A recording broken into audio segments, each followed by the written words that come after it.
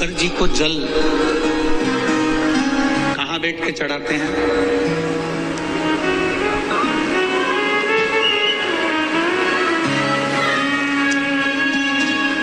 बोलो बोलो, जल के बोलो जरा। वैसे तो जो शिवलिंग होता है उस शिवलिंग के आसपास कहीं पर भी बैठ जाओ जहां से जल बहता है, बस उस स्थान को छोड़कर। पर विशेष जल चढ़ाने का स्थान कहां से बताया गया? उत्तर की ओर मुख कर। हमें दक्षिण में बैठना है, उत्तर में मुख करना है। उत्तर की ओर भगवान शंकर की जलाधारी, जलाधारी से मतलब है जो शिव जी का चढ़ा हुआ पानी जो बहता है वो उत्तर की ओर जाता है। तो हम कहाँ बैठते हैं? बोलो बोलो जम के, दक्षिण की। मान लो शिव जी का पानी इधर जा रहा है तो तुम्हें इधर बैठना। शिव जी का पानी इधर जा रहा है तो तुम्हें इधर बैठना। वैसे तो शंकर के शिवलिंग के आसपास कहीं पर भी बैठकर पूजन कर सकते हो, पर विशेष कोई कामना होती है, विशेष कोई मनोकामना है और आपका दुख जब कटता नहीं है, आप हार जाते हो, तब उस समय पर दक्षिण में बैठकर जहां उत्तर की ओर मुख कर कर भगवान देवाधिदेव महादेव को जल समर्पित किया जाता है। उत्तर दिशा में ऐसा क्या है कि शंकर जी का जल उत्तर की ओर जाता है?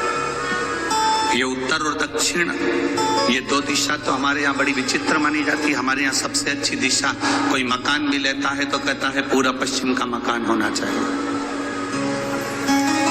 कोई मकान ले, पूर्व का मकान हो, पश्चिम का मकान हो। कोई दुकान ले तो कहते हैं पूरा पश्चिम का मकान दुकान हो। पर मेरा वो घरदानी तो उत्तर दक्षिण का आनंद लेता। उत्तर दक्षिण, ऐसा दक्षिण दिशा में ऐसा क्या है कि शंकर जी का चढ़ा हुआ जल दक्षिण में ही जाता है?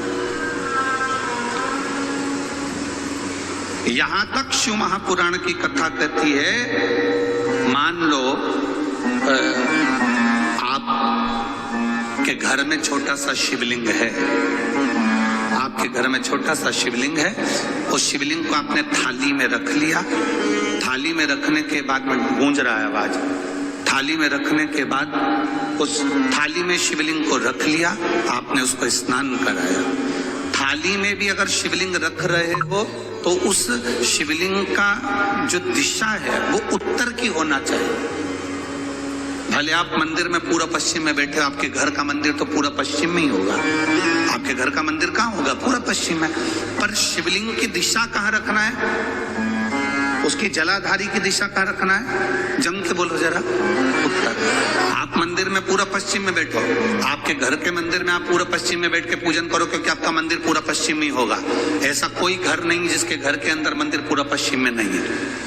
आप पूरा पश्चिम में बैठो, पर शिवलिंग को थाली में भी रखो तो उसकी जलाधारी उत्तर की होना चाहिए।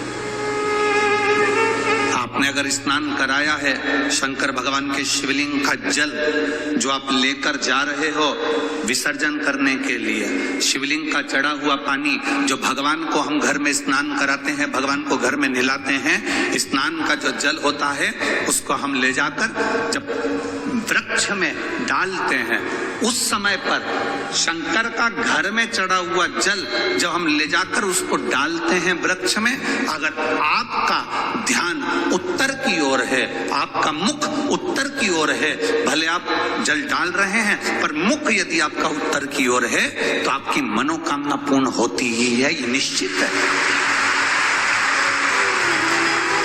शिव जी का चढ़ा हुआ जल भले हमने अपने घर में स्नान कराया, भले हमने अपने घर में नहलाया, शिवलिंग को अपने घर में स्नान कराया, पर उसका जो जल नहलाने के बाद सब भगवान जब नहा लिए, अपने शिव जी को नहला लिया, वो जल रखा है, पूजन अर्चना सब हो गई, बाद में आप पूजन पे से उठे, उस जल को लेकर गए, आपने जो विसर्जन किया उस जल को आपने पेड़ पौधे में डाला, वो जल उत्तर, भले आपका वृक्ष कहीं पर भी हो पर आपका मुख उत्तर का है और आप उस जल को शंकर पत्थर के चढ़े हुए जल को आप पेड़ पौधे में डाल रहे हैं, मतलब आपकी राहें खुल जाएगी और मंजिल तक आप पहुंचोगे जरूर। ये निश्चित, ये निश्चितता।